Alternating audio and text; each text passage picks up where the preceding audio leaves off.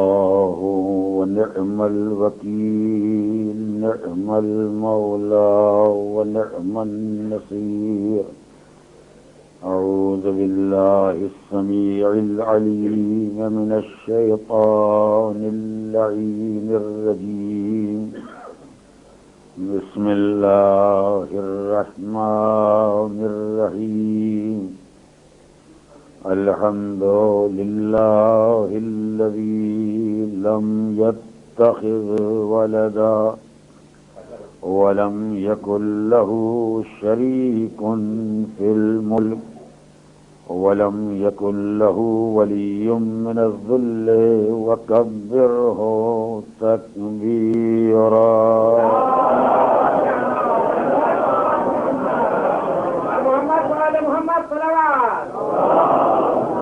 والصلاة والسلام والتحية والإكرام على الرسول النبي الأمي الذي أرسله بالحق بشيرا ونذيرا وداعيا إلى الله بإذنه وسراجا منيرا.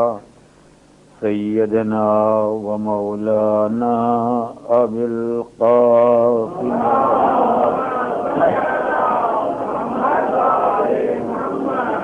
وعلى أهل بيته الطيبين الطاهرين الغر الميامين المعصومين الذين أذهب الله عنهم الرجس وطهرهم تطهيرا.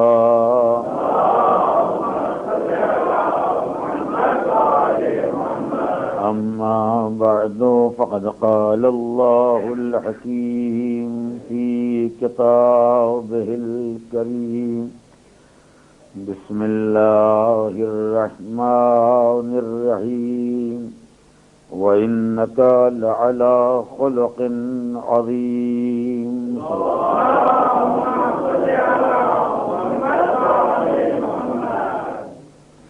پیغمبر آپ بلند ترین اخلاق کی منزل پر فائز ہیں. آغاز ماہ مبارک کے ساتھ جو سلسلہ کلام آیہ کریمہ کے ذیل میں اخلاق اسلامی اور سیرت اہل بیت کے عنوان سے ترتیب حروف تہجی کے ساتھ شروع ہوا تھا، وہ آج اپنے آخری مرحلے تک پہنچ گیا. اس ذیل میں جو باتیں میں نے آپ حضرات کے سامنے گزارش کی ہیں یقیناً وہ آپ کے پیش نظر ہیں اور امید یہ ہے کہ پیش نظر رہیں گی. اسلامی اخلاقیات میں دو چیزیں ہیں جن میں ایک کو انتہائی قابل تعریف قرار دیا گیا ہے اور ایک کو انتہائی مذموم قرار دیا گیا ہے. جس کو سب سے زیادہ قابل تعریف قرار دیا گیا ہے اس کا نام ہے یقین. سارے عقائد کا دار و مدار اسی یقین پر. اگر یقین نہیں تو کچھ نہیں. اس لیے کہ انسانی زندگی میں فروع دین کا مرحلہ بعد میں آتا ہے، اصول اور عقائد کی منزل پہلے آتی ہے. فروع دین میں تو غیر یقین چل سکتا ہے لیکن اصول اور عقائد میں سوائے یقین کے اور کسی شے کی گنجائش نہیں ہے. یہ مسئلہ خود اپنے مقام پر انتہائی طویل ہے لیکن اجمالاً دو ایک لفظیں اپنے بچوں کے معلومات کے لیے گزارش کرنا چاہتا ہوں. اصول دین کا تعلق انسان کی عقل سے ہے اور فروع دین کا تعلق مالک کے قوانین سے. یا دوسرے الفاظ میں یہ کہا جائے کہ فروع دین پیغمبر کے بیانات، ائمہ کے ارشادات اور قرآن کے آیات سے سمجھے جاتے ہیں، اور اصول دین میں ان سب کی حقانیت کو عقل سے سمجھا جاتا ہے۔ عقل کسی کے پیغمبر ہونے کا فیصلہ کر دے تو اس کے بعد اس کے احکام قابل عمل ہیں۔ عقل کسی کے امام ہونے کا فیصلہ کر دے تو اس کے بعد اس کے ارشادات قابل عمل ہیں۔ عقل کسی کے ربوبیت کا فیصلہ کر دے تب وہ اس قابل ہے کہ اس کے سامنے سر جھکایا جائے، ورنہ اگر عقل ہی کسی کو خدا ماننے سے انکار کر دے تو وہ پتھر ہے، خدا نہیں ہے۔ عقل کسی کو نبی ماننے سے انکار کر دے تو وہ مسیلمہ کذاب ہے، پیغمبر نہیں۔ عقل ہی کو باور نہ ہو کسی کا امام ہونا تو وہ سب کچھ ہو سکتا ہے، امام نہیں ہوتا۔ اور عقل کے فیصلے وہ فیصلے ہوتے ہیں جو کسی طرح کے شک اور شبہے کو برداشت نہیں کرتے۔ 2 اور 2 4، اس میں کسی شک اور شبہے کی گنجائش نہیں، اور اگر کسی کو شک پیدا ہو جائے تو 2 اور 2 کے 4 ہونے میں شک نہیں ہے، صاحب عقل کے صاحب عقل ہونے میں شک ہے۔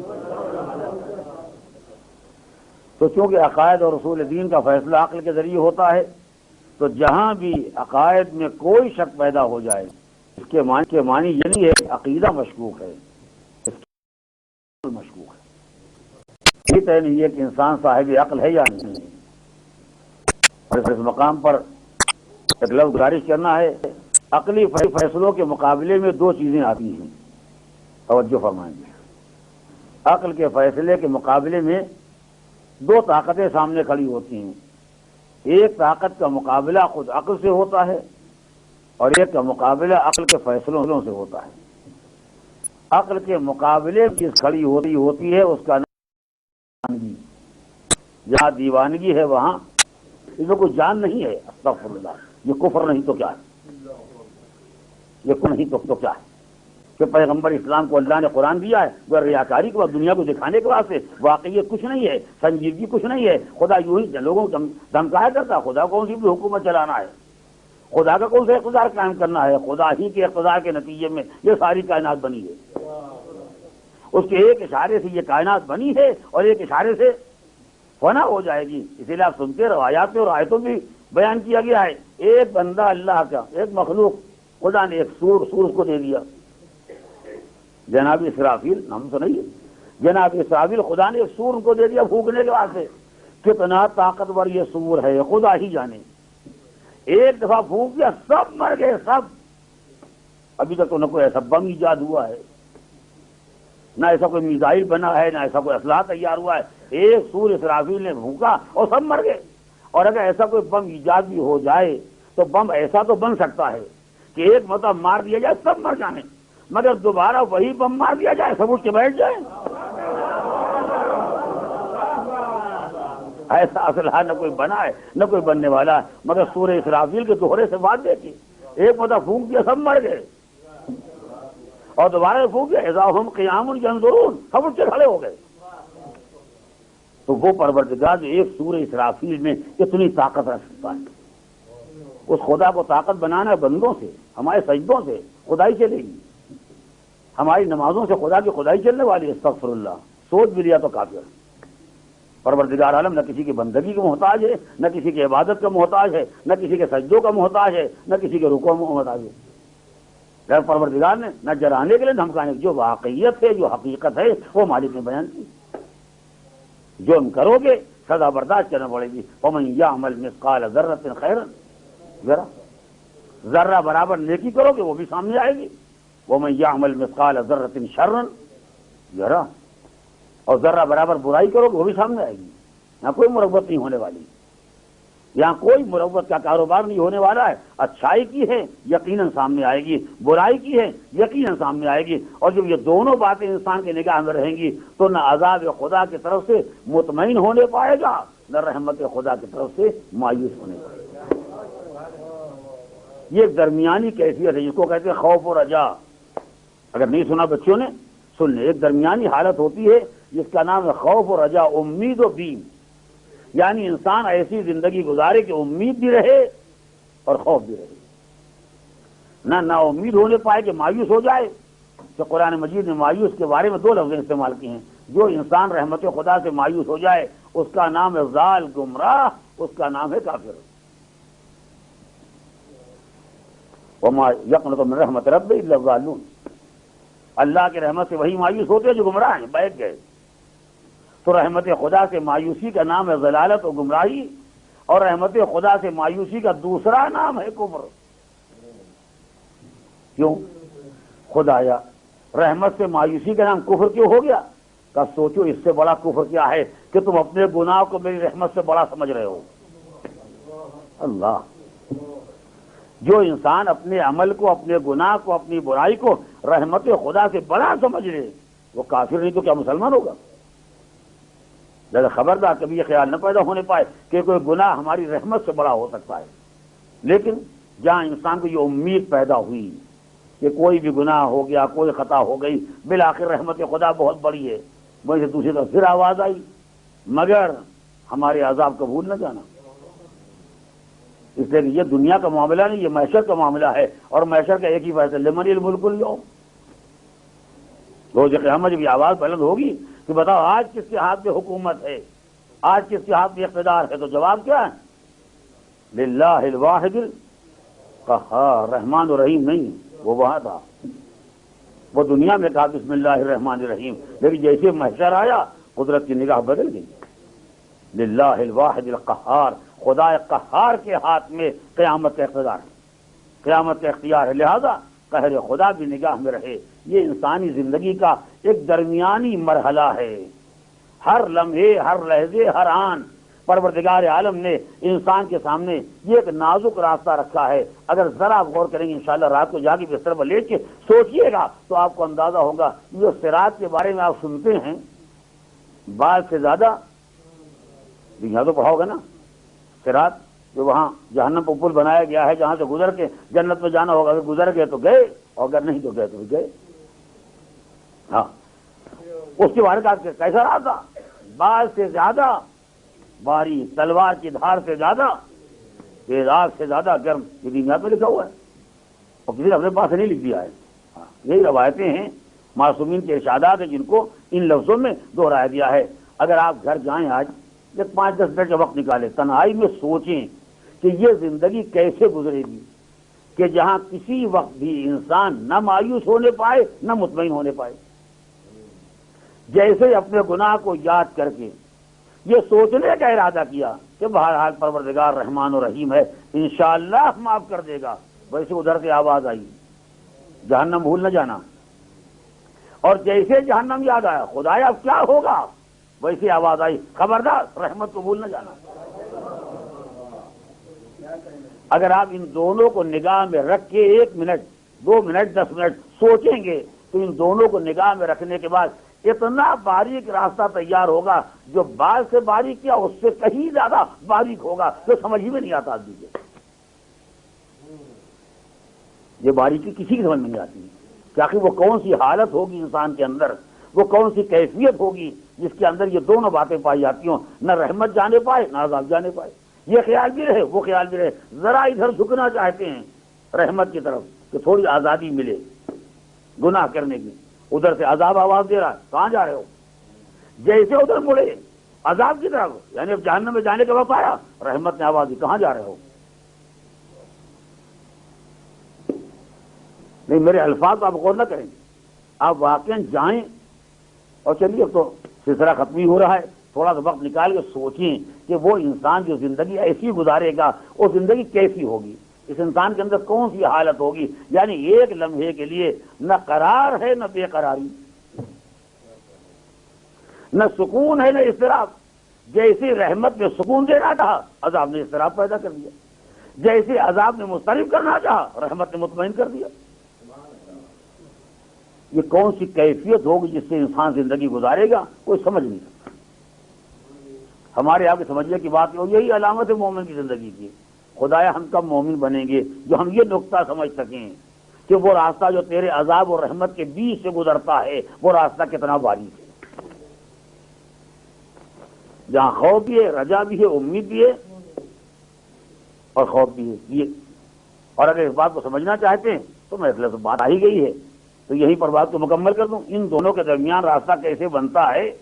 پورے اسلام کے سارے تعلیمات کا خلاصہ انہی 2 باتوں میں ہے کہ انسان کے دماغ سے نہ رحمت جانے پائے نہ عذاب جانے پائے۔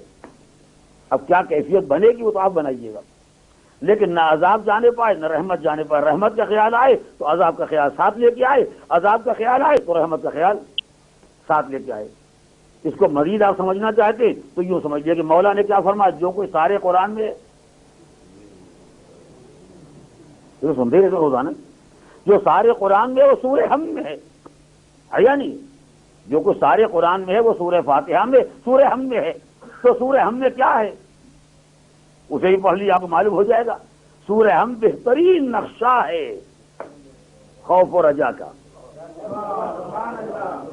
سورہ ہم بہترین نقشہ ہے امید اور خوف کا۔ آئیے سورہ ہم کو بانٹ لیں، الحمدللہ رب العالمین الرحمن الرحیم، یہ کیا ہے؟ یہ امید کا راستہ ہے، رب العالمین ہے، پالنے والا ہے، مہربان ہے، رحمان ہے، رحیم ہے۔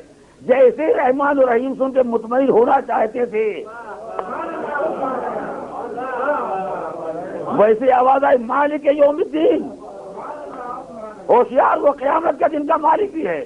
ابھی رحمت مطمئن نہیں بنا پائی تھی کہ یوم الدین روز قیامت ہے، پھر لرزہ برانداز کر دیا، پھر خوف زدہ کر دیا۔ یہ ایک طرف کا حصہ ہے، ابتدائی حصہ دیکھ لیا، اب آخر میں آئیے صراط الذین انعمت علیہم، جیسے نعمتوں کا ذکر سنا ویسے مطمئن ہو کہ کچھ ایسے بندے بھی ہیں الحمدللہ جن کو خدا کی نعمت ہے، ویسی آواز ہے مگر ہوشیار کچھ ایسے بھی ہیں جن پر غضب نازل ہوتا ہے۔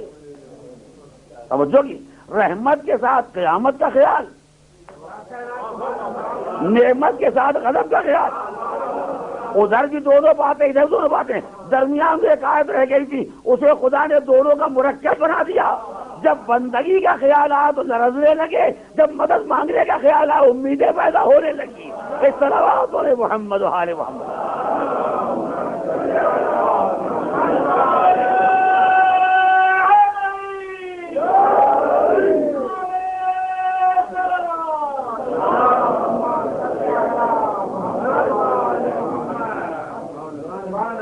اب تو رسمی اعتبار سے وقت گزر گیا ہے، لیکن واقعہ نہیں گزرا ہے، لہذا میں یہ لفظ آپ سے گزارش کر رہا ہوں۔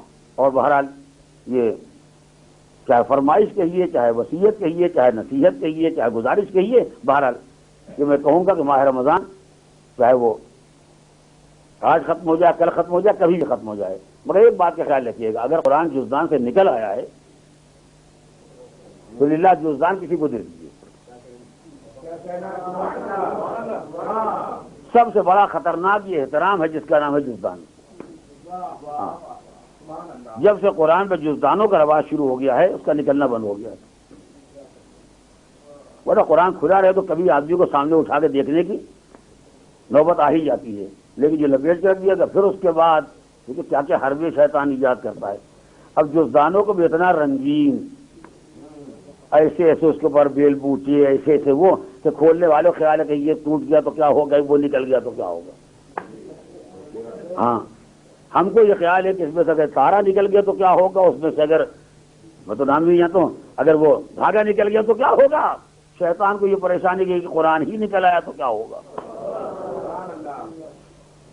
اسے دنیا کی ہر کتاب کھلی رکھی رہتی ہے، چاہے بہترین ہو چاہے بدترین ہو، ایک لے کے اللہ کی کتاب ہے جو لپیٹ کے رکھی جاتی ہے۔ کیوں؟ یہ پڑھنے کے واسطے نہیں آئی، دنیا کی ساری کتابیں پڑھنے کے لیے آئی، یہ کیا لپیٹ کے رکھنے کے واسطے آئی ہے؟ یہ کوئی مردہ تو نہیں ہے جو کفن بند کر دیا جائے گا، یہ تو زندگی کے پیغام لے کے آیا ہے۔ یہ ایسے احترام کے طریقے ہوتے ہیں، اگر یہ خالی احترام کی حد تک رہے تو بہت اچھی بات ہے، مگر احترام کی حد میں کہاں رہتا ہے؟ یہ خالی بندے کے اور قرآن کے درمیان فاصلہ رکھنے کا ایک بہترین راستہ نکل آیا ہے۔ کوئی ضرورت نہیں، نہ جزدان کی ضرورت ہے، نہ کپڑے کی ضرورت ہے، نہ لپیٹنے کی، نہ باندھنے کی۔ قرآن کھلا رکھیے، سامنے رکھیے، اور جب بھی آپ کی آنکھ کھلے صبح کو ایک مرتبہ قرآن کھولیے، ایک آیت پڑھیے، بند کر دیجیے۔ کوئی لازم نہیں کہ پورا پارہ پڑھ جا لیں، پورا قرآن پڑھ جا لیں، مفسر قرآن ہو جائیں اور ابن عباس کے خاندان میں شامل ہو جائیں، کوئی ضرورت نہیں۔ ایک آیت روزانہ یہ طے کر لیے، اور یہ طے کر لیے جس دن اس میں یہ بات ناغہ ہو جائے اور جس دن ایک آیت نہ پڑھیں اس دن کے روزے کی نظر۔ ہاں اہل تزکیہ نفس آپ جانتے ہیں، نفس کو پاکیزہ بنانا، تو اہل تزکیہ نے طریقے بتائیں نفس کو پاکیزہ کیسے بنایا جاتا ہے. اب چاہے تجربات کی روشنی میں یا روایات کی روشنی میں جو اہل تزکیہ نے اصول بنائے ہیں ان میں ایک اصول یہ بھی ہے کہ آدمی پہلے کوشش کرے کہ نفس کو برائیوں سے پاک کرے، مگر ایسی آسانی سے پاک ہو جائے گا؟ ایسے نہیں ہوگا. تو اس کا ایک طریقہ اور طریقوں میں سے ایک طریقے کا نام ہے مشارطہ، یعنی اپنے اور نفس کے درمیان ایک شرط کر لے کہ اے نفس اگر تو نے یہاں گڑبڑی کی تو تجھ کو یہ سزا دی جائے گی. اور ہمارے مسائل میں بھی ہے، بعض روایات میں یہ ہے کہ اگر کوئی آدمی مغرب کی نماز پڑھ کے سو جائے اور عشاء کی نماز غائب ہو جائے، سوتے ہی رہ گئے، تو کہا گیا اس آدمی کا کفارہ یہ ہے کہ صبح کو اٹھے تو روزہ رکھے. سابق کے علماء تو خیر اس کو ضروری بھی قرار دیتے تھے، اب علماء اس کو واجب نہیں کہتے ہیں، مگر بہرحال یہ ایک طریقہ ہے. غور کیا آپ نے؟ اہل تزکیہ نفس نے کہا کہ اس کا ایک طریقہ یہ ہے، آپ بھی یہ طے کر لیجیے کہ جس دن صبح کو بستر سے اٹھنے کے بعد ایک آیت قرآن کی نہیں پڑھیں گے، خدایا میرے تیرے درمیان یہ عہد ہے کہ وہ دن روزے کا ہوگا، چاہے مئی جون کا ہو یا دسمبر جنوری کا ہو. دیکھیں کیسے نہیں پہنچتے، شرافت سے تو کوئی راستے پاتا نہیں ہے. ہاں یہ نفس بڑا خبیث ہے. یہ آپ کو خالی خوش فہمی ہے کہ ماشاءاللہ ہمارا نفس ہے جناب اتنا پاک و پاکی جا رہی ہے، یہ اس کی خباثت ہے جو یہ کہلوا رہی ہے کہ بہت پاکیزہ ہے. یہ آپ کو دھوکے میں رکھنا چاہتا ہے، یہ نہ کبھی شریف ہوا ہے نہ ہونے والا. ان النفس لامارۃ بالسوء، خدا نے کہا ہے تو کیا خدا بھی غلط کہے گا؟ جو بنانے والا جو وہ کہہ رہا ہے کہ نفس کا کام ہے برائیوں کا حکم دینا، یہ کیسے شریف ہو جائے گا؟ تو خدایا جب یہ پہلو میں بٹھا دیا گیا کمبخت جس کا کام ہے برائیوں کا حکم دینا، تو بچنے کا راستہ کیا کہ الا ما رحم ربی، جو ہماری مہربانی شامل ہو جائے گی بچ جاؤ گے. صرف ہماری رحمت ہے یہ بچانے والی، ورنہ یہ نفس اس کا شریف نہیں ہے. جب تک آپ اس پر دباؤ نہیں ڈالیں گے اس وقت تک راستے پر نہیں آئے گا. اگر نہیں میری بات واضح میں پھر دو رہا ہوں، ہے کسی میں ہمت کی نظر کرنے کی؟ ہے کسی میں ہمت یہ نظر کرنے کی کہ ہاں یہ طے کر لے اپنے اور خدا کے درمیان عہد؟ اور آپ جانتے ہیں عہد کا فائدہ کیا ہوگا؟ اگر انسان نے روزہ رکھا تو رکھا عہد کے مطابق، اور اگر نہیں رکھا تو عہد کی مخالفت کا کفارہ 60 مسکینوں کا کھانا، تو بالکل شریف ہو جائیں گے. ایک مہینے کی تنخواہ جو 4 دن میں گئی تو بالکل پورا قرآن پڑھیں گے روزانہ. کیسی ایک عہد کیسی دو عہد. ہاں جب نفس خباثت شرارت پر آمادہ ہو تو اس کا علاج یہی ہے کہ نفس پر اتنا دباؤ ڈالیے کہ وہ قابو میں آ جائے. آسانی سے قابو میں نہیں آنے والا ہے. لہذا عزیزو، اگرچہ ماہ رمضان بظاہر ختم ہو رہا ہے، لیکن ماہ رمضان کے جانے کے معنی یہ نہیں ہوتے ہیں کہ رمضان میں قرآن آیا تھا تو رمضان گیا تو قرآن واپس چلا گیا. رمضان کے جانے سے کیا جائے گا؟ پیغمبر کے جانے سے نہیں گیا. انی تارکن، حضور جو منزل قرآن تھے وہ بھی گئے تو قرآن لے کے نہیں گئے، قرآن کو چھوڑ کے گئے. لہذا ہمارا رابطہ جیسے اہل بیت سے ویسے قرآن مجید سے. پہلے آپ ذہن کو تیار کر لیں اس کام کے لیے. تو میں آگے گزارش کو مجھے کہنا چاہتا ہوں، ہے کوئی ارادہ؟ کوئی لمبی نظر مت کیجیے گا کہ روز صبح کو 10 پارے پڑھیں گے کہ سوائے کفاروں کے مقدر میں کچھ نہیں رہے گا. جو کم سے کم کر سکتے ہوں ایک آیت یہی طے کر لیے کہ جو اٹھیں گے تو دنیا کوئی کام کرنے سے پہلے، منہ دھونے سے پہلے، ہاتھ دھونے سے پہلے بھائی متخالی قرآن کھولا ایک آیت پڑھی بند کر دیا. اتنا ہی طے کریے تاکہ 365 دن قرآن ہماری نظروں سے گزرتا رہے. یہ معلوم ہو کہ ہماری زندگی کی کتاب ہے، ہماری زندگی اس کا کوئی تعلق ہے. یہ کوئی ایسی کتاب نہیں کہ کوئی مر جائے گا اس کے بعد کھول لیں گے اس کو.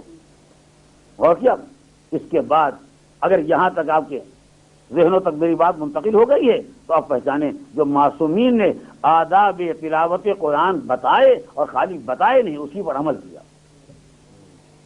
کہ جب کسی آیت رحمت سے گزرتے تھے تو ٹھہر کے دل آواز سے خدایا اس آیت میں ہم کو بھی شامل رکھنا. پروردگار جن کے بارے میں تو نے کہا ہے یہ نیک بندے ایسے بندے، پروردگار انہی بندوں میں ہمیں بھی شامل رکھنا. اور جب کسی آیت غضب سے گزرتے تھے تو وہاں رک کے پروردگار اس غضب سے ہم کو محفوظ رکھنا. وہ معصوم تھے، ان کی منزل ہم سے لاکھوں کروڑوں گنا زیادہ بلند ہے، مگر یہ مسئلہ ہمارے سمجھنے کا ہے۔ خالی پڑھنے کے معنی یہ نہیں ہے کیونکہ رٹی ہوئی کتاب ہے جس کو دہرا دیا گیا۔ قرآن پڑھنے کے معنی یہ ہیں کہ رحمت کی منزل آئے تو انسان رحمت کا امیدوار ہو جائے، جب غضب کی منزل آئے تو غضب سے پناہ مانگنے لگے، تاکہ خوف بھی رہے، امید بھی رہے۔ پوری زندگی کا کل خلاصہ یہی ہے کہ انسان ایسی زندگی گزارے کہ نہ خوف سے بے خوف ہونے پائے، نہ رحمت خدا سے مایوس ہونے پائے۔ یہی عالم کے علم کا تقاضا ہے، یہی مومن کے ایمان کا تقاضا ہے، یہی قاری قرآن کی تلاوت کا تقاضا ہے، یہی پیغمبر اسلام کے امتی ہونے کا تقاضا ہے، یہی ائمہ معصومین کی پیروی کا تقاضا ہے۔ آپ دیکھیں زندگیوں کو معصومین کی، تو آپ کو اندازہ ہوگا کہ جہاں کوئی گناہ نہیں، کوئی خطا نہیں، کوئی سہو و نسیان نہیں، بھول چوک نہیں، کسی طرح کی کوئی غلطی نہیں، مگر وہ بھی جب کسی آیت عذاب سے گزر جاتے ہیں تو لرزنے لگتے ہیں۔ جب مسئلہ یہ نہیں کہ ہم کو جانا ہے یا نہیں، مسئلہ ہے کہ کسی کو تو جانا ہے، اور اگر کہیں وہی چلے گئے جو ہمارے کہے جاتے ہیں تو ظاہر ہے کہ آدمی یہ خود مار کھاتا ہے جب اسے تکلیف ہوتی ہے، جب اس کا بیٹا مار کھاتا ہے تو کیا باپ کو خوشی ہوتی ہے؟ جب بھائی مار کھاتا ہے کیا خوشی ہوتی ہے؟ جب کوئی دوست مار کھاتا ہے تو کیا خوشی ہوتی ہے؟ کوئی نہیں ہوتا ہے کہ چلیے ہم تو الحمدللہ مطمئن ہیں، باقی سب سارا محلہ مارا جا رہا ہے، ایسا تو نہیں ہوتا ہے۔ اپنا کوئی بھی ہو، چاہے بھائی ہو، چاہے بیٹا ہو، چاہے دوست ہو، چاہے عزیز ہو، چاہے چاہنے والا ہو، جب اس کو اذیت ہوتی ہے تو بہرحال انسان کو اذیت ہوتی ہے، چاہے اس سے کوئی تکلیف نہ ہو۔ تو اگر ہماری مادی دنیا میں جہاں سب خود غرض بسے ہوئے ہیں، جب یہاں کا حال ہے تو سوچئے جب معصومین یہ سوچتے ہیں یہ ہمارا چاہنے والا، وہ ہمارا ماننے والا، وہ ہمارا نام لینے والا، وہ ہمارا کلمہ پڑھنے والا، اور جب ان کے اعمال کو دیکھتے ہیں تو چاہے گنہگار کو احساس نہ پیدا ہو، مگر جن کے کہے جاتے ہیں انہیں احساس پیدا ہوتا ہے۔ اس لیے رات رات بھر سر سجدے معبود میں رکھے ہوئے ان کے لیے استغفار کر رہے ہیں جو خود اپنے لیے استغفار نہیں کرتے، ان کے حق میں دعائیں کر رہے ہیں جو خود اپنے واسطے دعائیں نہیں کرتے۔ تو عزیزان محترم، ہمارے پاس لاکھوں برائیاں، کروڑوں عیب، جتنے چاہے گناہ ہو جائیں، مگر یہ بات یاد رکھیے گا اتنے گناہوں کے بعد بھی اگر کوئی رحمت خدا سے مایوس ہو گیا تو گنہگار رہنے کے بعد تو مسلمان تھا، بس میری بات ختم ہو گئی۔ لاکھوں گناہ کیے مگر مسلمان تھا، اور جیسے ہی رحمت خدا سے مایوس ہو گیا، جب ان گناہوں کا کوئی علاج نہیں ہے، اب ہماری توبہ قبول نہیں ہوگی، ویسے قرآن نے آواز دی اب یہ کافر ہو گیا۔ خبردار کبھی نہ سوچیے گا ہم بڑے گنہگار ہیں اب ہمارے گناہوں کا کوئی علاج نہیں ہے، علاج ہے، اسی علاج کا نام ہے توبہ۔ جب تک یہ علاج باقی رہے گا اس وقت توبہ کسی انسان کو رحمت خدا سے مایوس نہ ہونے دے گا۔ بدترین صفت انسان کی ہے مایوسی، اور بہترین صفت ہے یقین۔ اسی لیے آپ خاصان خدا کی زندگیوں کو دیکھیں، آپ کو اندازہ ہوگا کہ انہوں نے کس یقین کی منزل پر قدم رکھا، اور کسی ایک مرحلے پر کسی کو رحمت خدا سے مایوس نہیں ہونے دیا۔ واقعہ آپ کو یاد ہے، میں نے پہلے بھی عرض کیا تھا کہ 99 آدمیوں کو قتل کرنے والا جب ظاہر خشک کے پاس آیا اور اس سے کہا بتائیے کیا ہمارے گناہ کی بھی توبہ ہے؟ اس نے کہا ظالم اتنا بڑا گناہ کر کے آئے ہیں، اب توبہ کرنے کے لیے آئے، کوئی توبہ نہیں ہو سکتی۔ اس نے کہا ٹھیک ہے 99 کو تو مار ہی چکا ہوں، تو کہا بھی صحیح۔ لیکن اس کے برخلاف جب وقت عالم کے پاس آیا اس سے کہا 99 یا 100 یا 200 یا 500 جتنے کو تم قتل کر کے آئے ہو، کیا ان سب کے قتل کا گناہ خدا کی رحمت سے بڑا ہو سکتا ہے؟ اگر نہیں ہو سکتا ہے تو اب بھی موقع غنیمت ہے، جاؤ توبہ کرو، جاؤ توبہ کرو، شاید پروردگار تمہاری توبہ کو قبول کر لے۔ جیسے چلا جو جگہ بتائی تھی کہ وہاں جاؤ صحرا میں توبہ کرو، جیسے چلا ویسے ملک الموت آ گئے، ابھی وہاں تک جانے کی نوبت بھی نہیں آئی، درمیان میں روح قبض ہو گئی، دنیا سے چلا گیا، مر گیا، اور پروردگار عالم نے وقت کے پیغمبر کو حکم دیا جاؤ جا کے جنازہ اٹھاؤ۔ خود آیا تو یہ تو معلوم ہے، دنیا جانتی ہے یہ کیسا گنہگار نالائق تھا، جب میں تیرا پیغمبر جا کے جنازے میں کھڑا ہو جاؤں گا تو لوگ کہیں گے جب پیغمبر ایسے گنہگاروں کی حوصلہ افزائی کریں گے تو ساری دنیا گنہگار ہو جائے گی۔ کہا تمہیں نہیں معلوم ہے یہ راہ توبہ پر آ رہا تھا، اب بھول جاؤ، یہ خیال ہی نہ کرو کیا تھا، دیکھو یہ میری طرف آ رہا تھا۔ یہ رحمت پروردگار کا ایک انوکھا انداز ہے کہ جو اللہ کے راستے پر توبہ کرنے کے لیے آتا ہے پھر محمود ہے یہ یاد نہیں دلاتا کہ پہلے کیا تھا، وہ فقط یہ دیکھتا ہے کہ یہ میرے راستے پر آ رہا ہے۔ یہی رحمت پروردگار کا منظر دیکھا یا جن کو اللہ نے مظہر رحمت بنایا تھا، جب وہ آ گئے سامنے پھر یہ نہ کہا کہ تم نے راستہ روکا تھا، پھر نہیں فرمایا اور تمہیں کیا ہو گیا تھا جب تم نے لجام فرض پر ہاتھ ڈال دیا تھا، اور تمہیں کیا ہو گیا تھا جب تم نے ہمارا راستہ روک لیا، کیا تمہیں یاد نہیں ہے کہ ہم نے تمہارے سارے لشکر کو پانی پلا دیا تھا؟ کچھ نہیں، بلکہ جیسے سر قدموں پر رکھ دیا، فرزند رسول کیا میرا گناہ بھی معاف ہو سکتا ہے؟ حلی من توبہ، اے زہرا کے لال، اے نبی کے لال، کیا میرے گناہوں کے واسطے بھی کوئی توبہ ہے؟ فرمائیے کیا میرے واسطے بھی توبہ میں کوئی گنجائش پائی جاتی ہے؟ فرمایا حضور کو کون سا گناہ ہے کہ جس کی توبہ نہیں ہو سکتی؟ کون سا گناہ ہے جو توبہ کی حدوں سے آگے نکل جائے؟ یقیناً تمہارا گناہ قابل معافی ہے، جاؤ میں نے معاف کیا، میرے خدا نے معاف کیا، اجرکم اللہ۔ خدا آپ کو کسی غم میں نہ لائے سوائے غم آل محمد کے۔ بس الفاظ آزاد دو چار فقرے پر مجلس تمام کر رہا ہوں، مگر پھر خاتم کلام میں یہ گزارش کرنا چاہتا ہوں کہ انسان اپنی زندگی گزارے تو اس درمیانی راستے سے گزارے جہاں عذاب کا خیال توبہ کرنے سے غافل نہ ہونے دے، اور جہاں رحمت کا خیال انسان کو عذاب کی طرف سے مطمئن نہ ہونے دے۔ ہر آن بندے کو یہ خیال ہے کہ جو غلطی ہو گئی ہے وہ غلطی بڑی ہے، لیکن یہ بھی خیال ہے کہ اب بھی موقع ہے، اگر توبہ کر لیں گے تو پروردگار عالم معاف کر سکتا ہے۔ جو برائیاں ہو گئی ہیں ان کے توبہ کرے، جو واجبات رہ گئے ہیں انہیں مکمل کر لے۔ یہی ارادہ، یہی قصد وہ ہے جس کو توبہ کہا جاتا ہے۔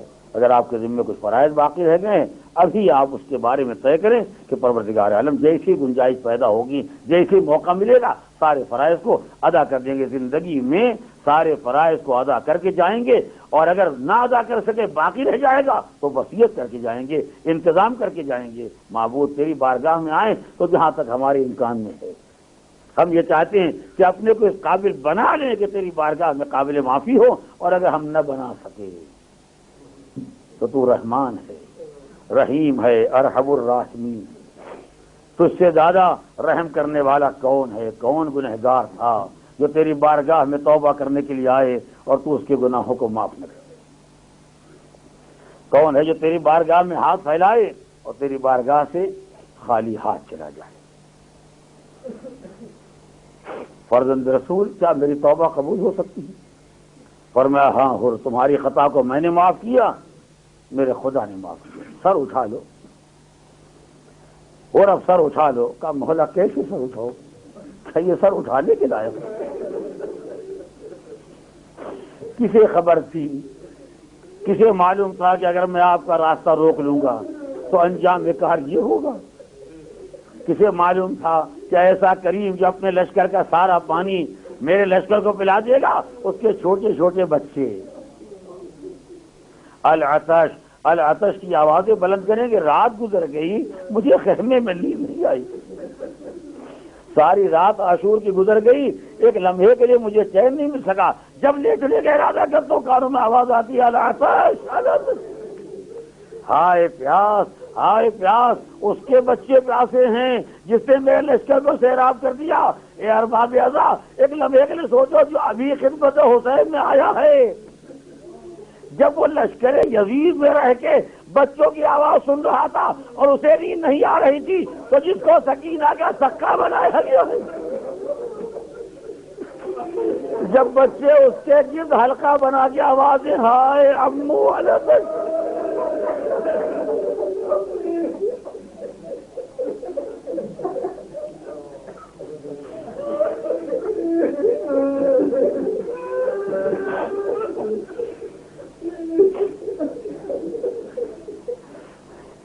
اس کے دل پر جا گزر رہی ہے، شاید یہی راز ہے۔ ایک ایسا بہادر، ایسا شجاع، جیسا بہادر اور شجاع عرب میں کوئی نہ ہو، کربلا میں حسین کے لشکر کی جان روح عباس علمدار ہے۔ عباس سے بڑا کوئی شجاع تو نہیں ہے، وارث قوت حیدر کرار، زور فاتح خیبر کے وارث، لیکن ایک ہی مسئلہ تھا جس کو بطور بدل امام حسین نے استعمال کیا، عباس خاموش ہو گئے۔ ورنہ ظاہر جب مولا نے کہا تھا عباس جنگ نہیں کرنا ہے تو یہ ہاتھ جو ہے کہ مولا اجازت دے دیجیے، آقا تھوڑا موقع دے دیجیے، تھوڑی دیر ظالموں کو کچھ تو اندازہ ہو جائے، ظالموں کو کچھ تو احساس ہو جائے کہ فاتح خیبر کا نام کیسا ہوتا ہے، کچھ تو انہیں معلوم ہو جائے کہ حیدر کرار کا بیٹا کیسا ہوتا ہے، کچھ تو انہیں اندازہ ہو جائے ہم مجبور ہوتے ہیں کہ بے بس نہیں ہے، ہمارے بازو میں زور خیبر شکن نہیں پایا جاتا ہے۔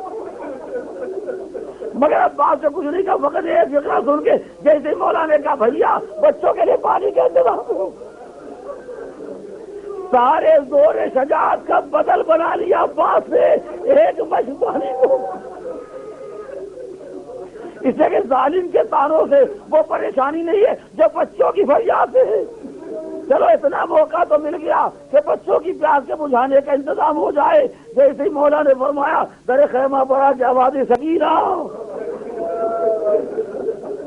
لاؤ بیٹی مشیدہ لاؤ، لاؤ بیٹی مشیدہ لاؤ۔ سکینہ نے چچا کی آواز سنی، دوڑ کے گئی، جو مشیدہ لے کے چلی تو چھوٹے چھوٹے بچے، بیوی یہ مشیدہ کہاں لے جا رہی ہوں؟ بیوی 3 دن گزر گئے، پانی کی سبیل کہاں ہے؟ کہا بابا نے چچا کو فرات بچانے کا حکم دیا ہے، چچا مشیدہ مانگ رہے ہیں، میں جانتی ہوں میرا چچا اگر جائے گا تو پانی ضرور لے کے آئے گا۔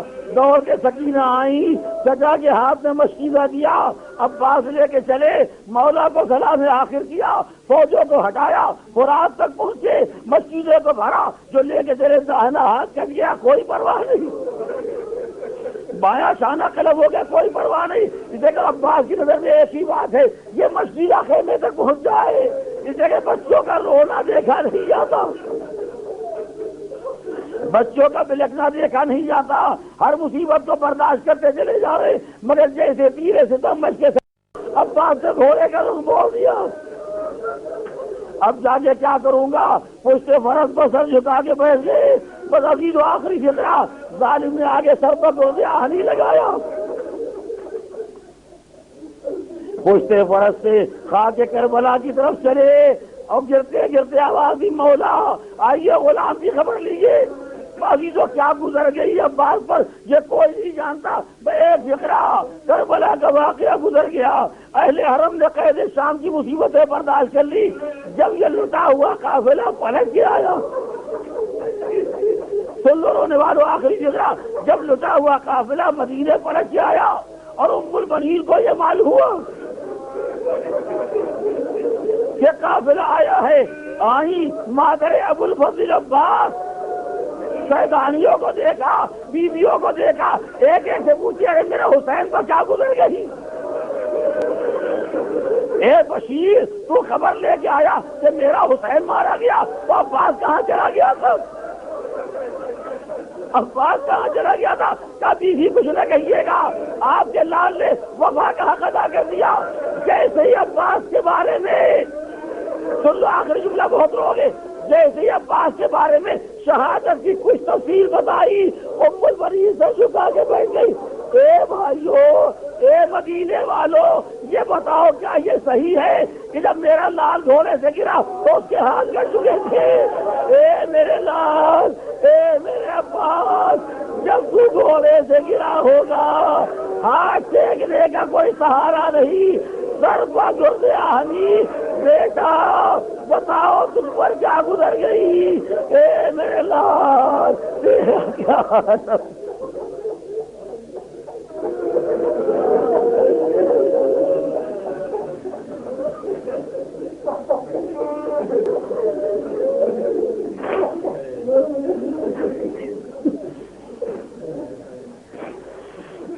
سيعلم الذين ظلموا أي